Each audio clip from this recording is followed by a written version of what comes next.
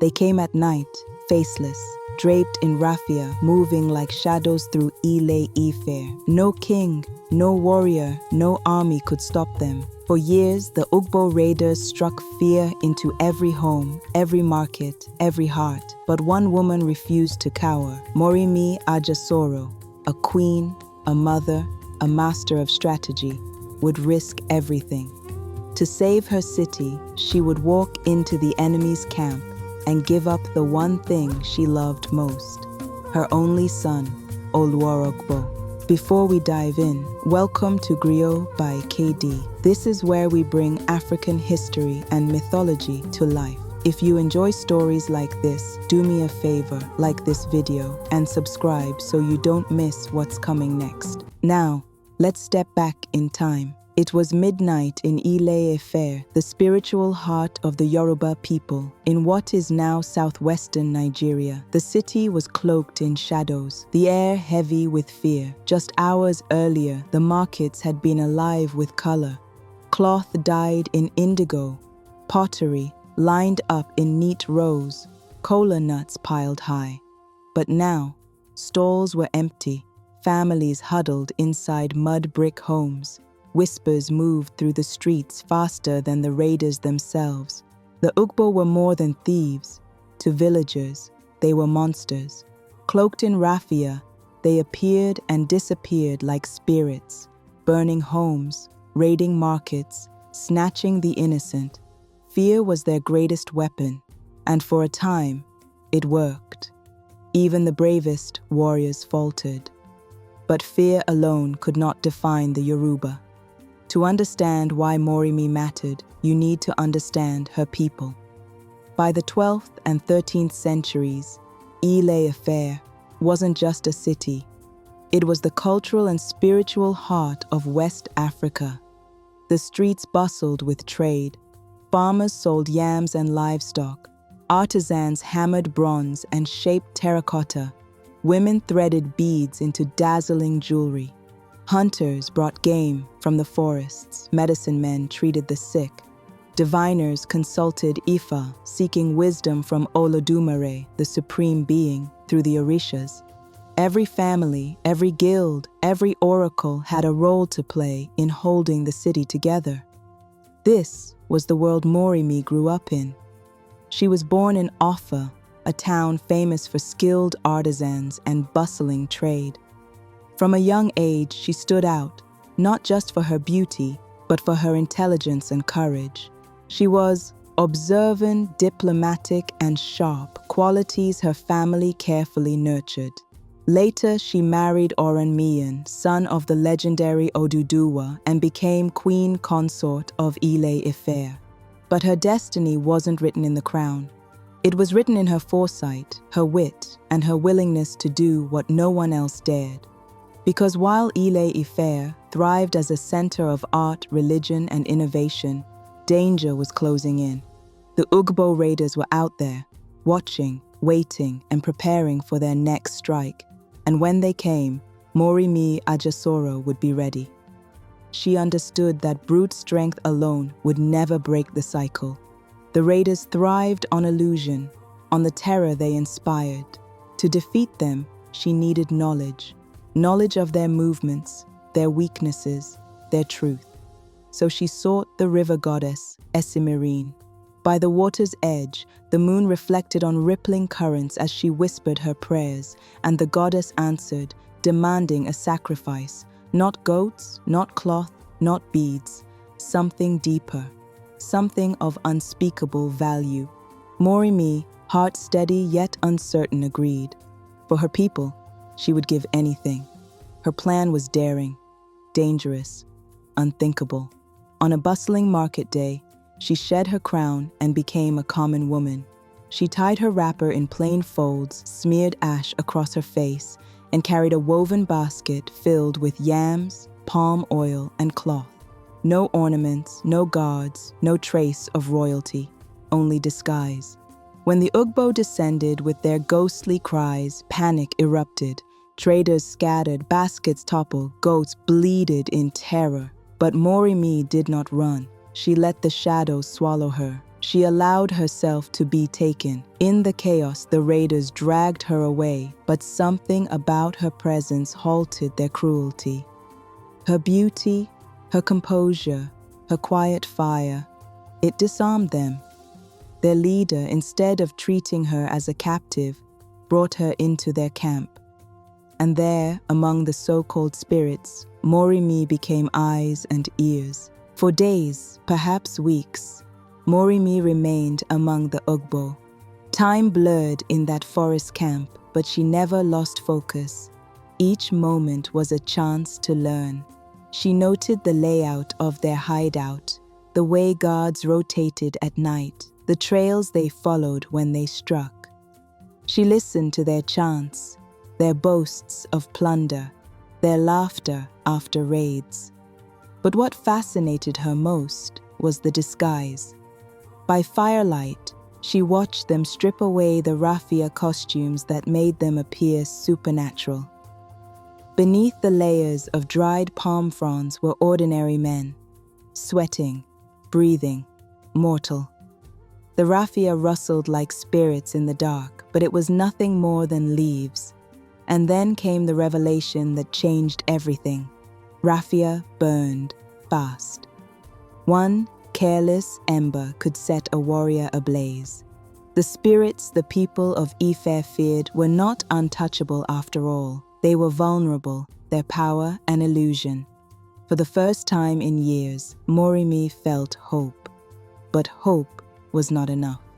She had to escape, had to carry this knowledge back to her people. That night, under cover of darkness, she slipped away. Guided by the moon and her unshakable resolve, she crossed rivers and fields until the walls of Afe rose before her once more. When the city gates opened and she stepped inside, she was not just a queen returned. She was a warrior carrying the weapon her people needed most: truth. She gathered the king and the council of elders, her voice calm but fierce. She told them everything: how the raiders were no spirits, how their disguises were nothing but raffia, how fear was their sharpest blade. The council listened in awe, the weight of her discovery settling like thunder over the city. The warriors, once weary and uncertain, straightened with renewed courage. The king himself looked upon Moremi not just as his consort, but as the savior their people had been waiting for. Together, they began to plan. With Moremi's revelation, the entire city of Ife came alive with a new energy. For the first time in years, fear was not the master, hope was. Word spread quickly: the Ugbo are no spirits, they burn. Mothers whispered it to children as they ground yam in their courtyards. Traders muttered it while weighing kola nuts in the market. Hunters, once wary of traveling alone, now strode with pride, torches strapped to their backs. Even the elders, who had lived long enough to see terror come and go, nodded knowingly. They knew the Yoruba proverb: when elders are in the marketplace, children's heads do not carry loads wrongly. With Moremi's wisdom, the whole community straightened under the guidance of its leaders. The king's palace became a hive of preparation. Warriors trained not just with spears, but with bundles of dried wood and flaming torches. Smiths hammered iron, sharpening blades, while women wove ropes to tie the torches together. Farmers offered their dried palm fronds to fuel the fires. It was as if the entire city had become an army, united not by rank or duty, but by the simple will to survive. And through it all, Moremi was everywhere. At the palace gates, encouraging the warriors. In the markets, speaking to the women. By the shrines, consulting the priests and diviners, ensuring that strategy and spirituality walked hand in hand. She was queen, mother, and general all at once. Every word she spoke a spark that lit courage in those around her. Then came the night. The Ugbo descended as they always had, creeping like shadows, raffia rustling in the dark. torches in hand to burn and pillage. But this time, Ife did not hide. The city was waiting. From rooftops, warriors leapt down with torches blazing. From alleyways, fire shot into the night. The raffia costumes, once so terrifying, burst into flames at the first touch of fire. Panic rippled through the Ugbo ranks. Their ghostly disguise became their undoing. The people of Ife roared as one. Spears clashed, flames roared, and the once invincible raiders stumbled, their cries tearing through the night. Some fled into the forest, their raffia cloaks ignited behind them like comets. Others fell where they stood, consumed by the very illusion they had used to terrify. For the first time, the Ugbo knew fear, and for the first time, Ife knew freedom. The victory was theirs. Ile Ife stood free from the Ugbo raiders' terror. Fires died down, markets buzzed again, families breathed without fear. For the first time in years, the city had survived, but triumph demanded a price. Esemirin, the river goddess, who had guided Moremi's plan, reminded her of the promise she had made, a promise that came with unimaginable cost. Moremi's heart tightened. She held her only son, Oluorogbo, close, whispering words of comfort, of pride, of hope. Every step toward the river was heavy with sorrow, yet resolute. The city watched, a mix of awe and grief etched on every face.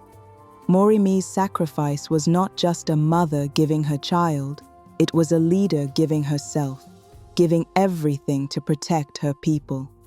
The water of Esemirin shimmered under the moonlight as she honored her vow. In that moment, history witnessed a bravery so profound it would echo across generations. Life in Ile Ife slowly returned to its vibrant rhythm. Markets buzzed with activity, artisans carved bronze, wove beads, and sold pottery, farmers tended their fields, and families moved freely once more. But in the hearts of the people, the memory of Moremi's courage lingered, a reminder that true heroism often comes at the highest cost. Her story teaches a powerful lesson in leadership and strategy. She showed that brains and observation could triumph where brute strength might fail. By combining spiritual insight with practical planning, she turned fear into a weapon and guided her people to victory. Today, her legacy lives on in the Edi Festival, where raffia-clad participants carry torches and reenact her daring plan. A monumental statue stands in Ile Ife, a lasting tribute to her vision, bravery, and sacrifice. From Offa to the heart of Ile Ife, Moremi's journey reminds us that leadership isn't defined by armies or titles, but by vision, foresight, and the courage to act for the greater good. Moremi Ajasoro remains a timeless figure in African history, a beacon of bravery, intelligence, and enduring influence. Her tale inspires leaders, scholars, and ordinary citizens alike to consider how courage, strategy, and moral integrity can shape entire communities